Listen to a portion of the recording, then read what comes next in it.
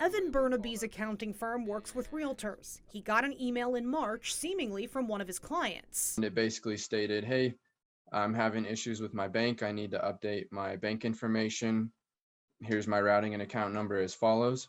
Burnaby knew the client and the message looked normal. I get emails like that several times a month from agents, from real estate owners asking to update bank information, so nothing stood out as out of the ordinary. Turns out the email was from a scammer who'd stolen the client's identity. It wasn't until about a week later that we realized, in talking to that agent, that he hadn't gotten paid. To track down the stolen money, nearly $14,000, Burnaby Googled the routing number from the email. It led to a bank he didn't recognize, Sutton Bank.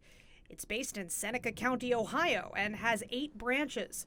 Burnaby called Sutton's fraud department. I provided her the bank details, and right away she looked it up and she said, oh, this account belongs to Albert Bank, and we don't really have any control over them. Albert is not a bank, according to its website. It's a banking app for which Sutton provides banking services, something consumer finance attorney Alexander Dar says draws a fine line between the two companies. Albert is a fintech company, a financial technology company that is essentially using the relationship that Sutton has with the regulatory authorities. It's a licensed bank. And Albert is not a licensed bank. Banks are heavily regulated by the government. Laws require them to protect your money. Because fintech companies like Albert are not banks, they often partner with banks and benefit from their licenses without being held to the same standards.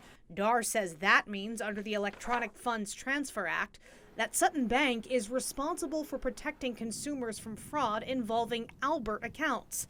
And as it turns out, a lot of other accounts.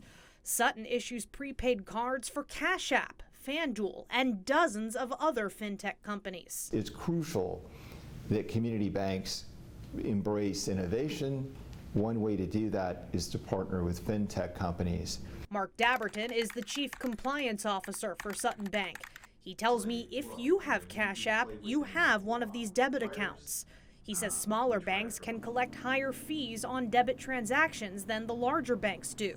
So Sutton jumped on the opportunity to make a lot of money by partnering with fintech companies. How vulnerable does that make Sutton Bank to Sutton Bank, legal risks? Yeah, Sutton Bank is completely vulnerable to the legal risk because as the issuer of the product or service in question, the law is very clear that we hold all of the responsibility for ensuring that the activity is performed in a legally compliant manner. I don't know a better way to ask this, but does that make you nervous at all?